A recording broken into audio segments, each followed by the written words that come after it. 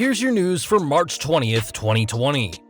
We're starting off today with some more huge changes to WrestleMania, as this year's show is shaping up to be different than any of the other previous events.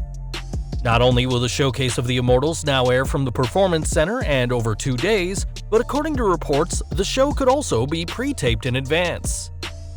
Post Wrestling is reporting that Raw and SmackDown will also be taped. As they reported, the company will be taping the remaining episodes of Friday Night SmackDown and Raw leading into WrestleMania. One source we spoke with indicated that they are expecting both WrestleMania shows to be taped over the next week as well. With everything that's been going on in the world lately, the WWE has had to make some huge compromises so their biggest show of the year can go ahead on schedule, and this is a smart move by the company. With how fluid the situation is, it's possible more restrictions about public gatherings could be put in place, making it impossible for WWE to produce content before WrestleMania takes place on April 4th and 5th. Of course, that's just speculation, but WWE is certainly not wanting to take any chances, and though this year's WrestleMania will certainly be one to remember, it probably won't be for the reasons WWE wants.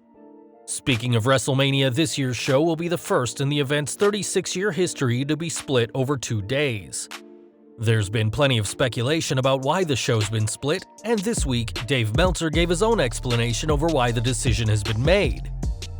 On Wrestling Observer Radio, Meltzer cited the CDC's guidelines that people should avoid gatherings of 50 or more people, which would have been a huge issue if WrestleMania was just 1 day long.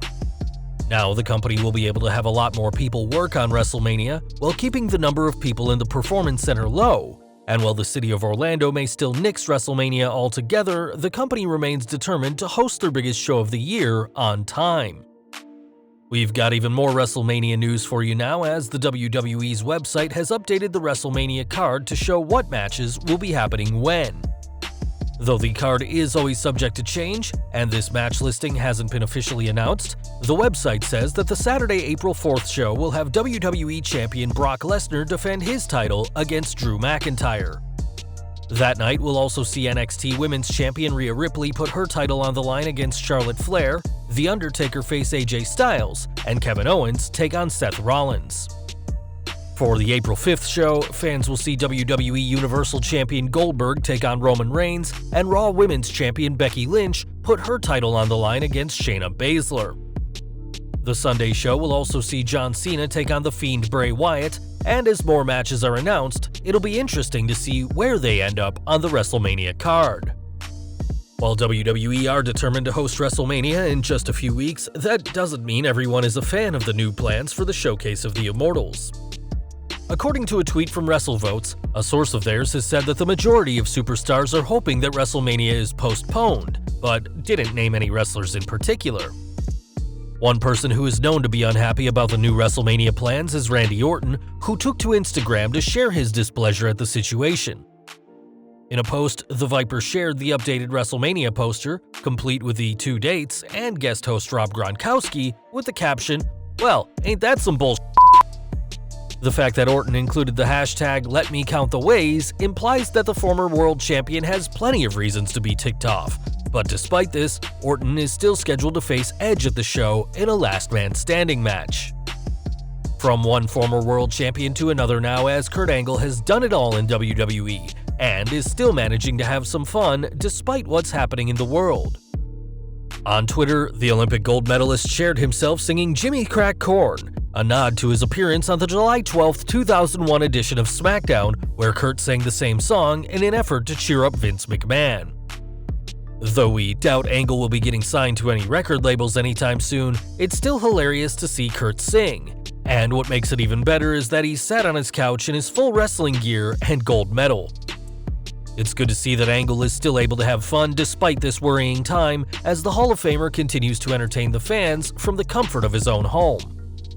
Speaking of world champions, The Undertaker will return to WWE for WrestleMania this year, as he will take on AJ Styles in what is nothing short of a dream match. Appearing on Raw this week, the Dead Man's new look seemed familiar to his times as the American Badass, and according to the Oh You Didn't Know Patreon, the company had some big plans for the Phenom's WrestleMania entrance. They said, According to a source in WWE, Undertaker was scheduled to come out on a motorcycle for his WrestleMania entrance. This may also allude to The Undertaker ditching his historical look to be the American Badass or Big Evil character. It's not clear if that'll still happen with WrestleMania no longer taking place at Raymond James Stadium. With WrestleMania now happening at the Performance Center, it's highly unlikely that the Deadman will ride to the ring on a motorcycle, but fans should still expect a great match when the Phenom meets the Phenomenal One at WrestleMania. While both Styles and the Deadman have a big day ahead of them at WrestleMania, one person who doesn't have a match yet is Daniel Bryan, and there may be a good reason for that. Speaking on the Bella Twins podcast, Bryan discussed how his life has changed recently as he prepares for his and Bree's second child, as well as becoming an uncle to Nikki's baby. He said, "WWE has been great. They're gonna give me 6 weeks paternity leave, which so few places in the United States do that. So I'll get to be home that first 6 weeks, but then after that, it's not long until my contract is up. We've been talking about what we do from there, but to me, in my mind, it's almost like I think I'm just done being a full-time wrestler." Given that Bryan had to retire from wrestling in 2016, it's a miracle to see him compete at all. So even having Bryan competing as a part-time wrestler is still great news for fans.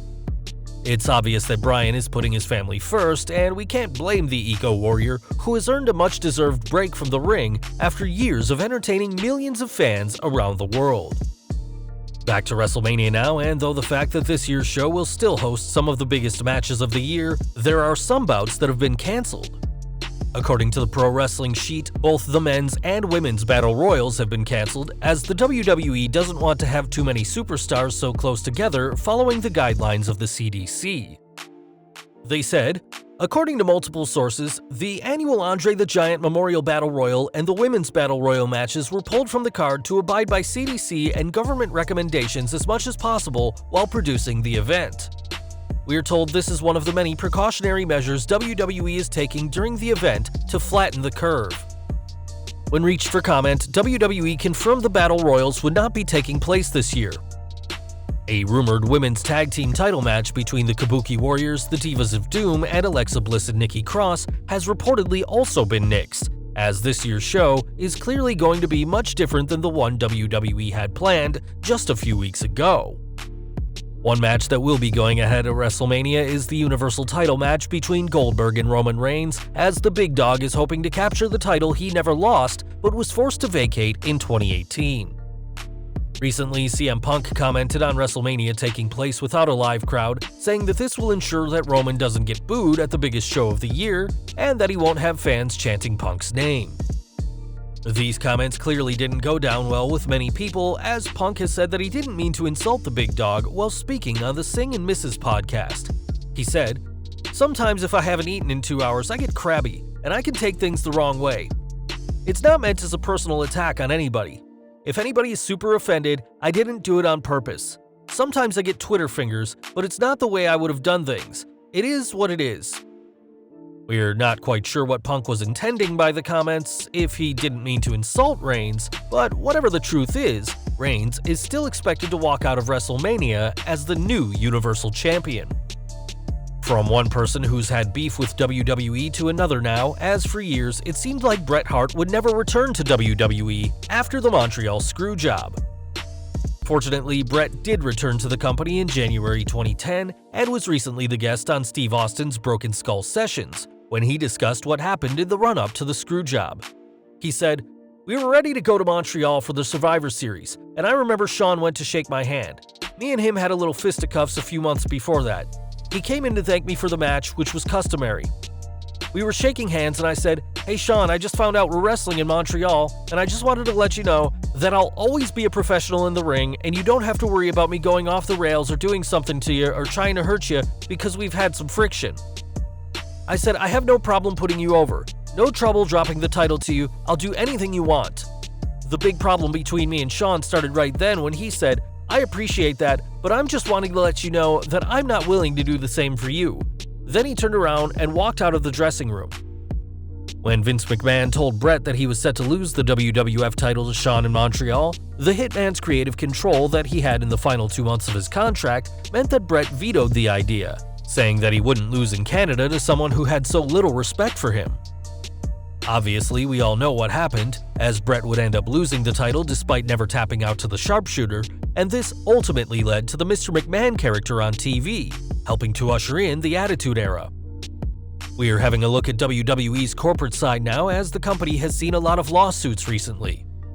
There was recently a lawsuit over keeping WWE money separate from the XFL, which was followed by another lawsuit over the Saudi Arabia deal, and now yet another lawsuit, this time over the fall of WWE stock and investors wanting to find out what went wrong.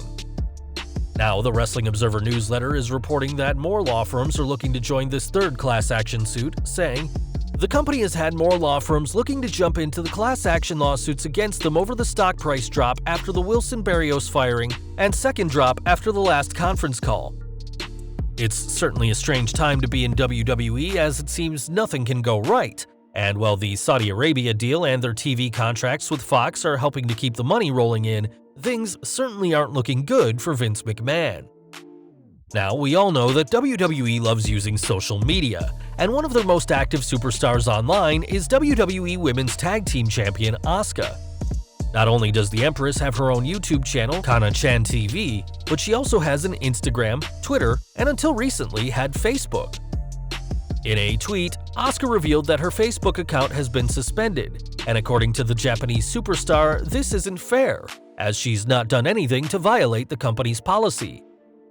Violations on Facebook can be a tricky thing, as usually even the smallest claims are not looked into, and the user dealing with it is given a strike on their account.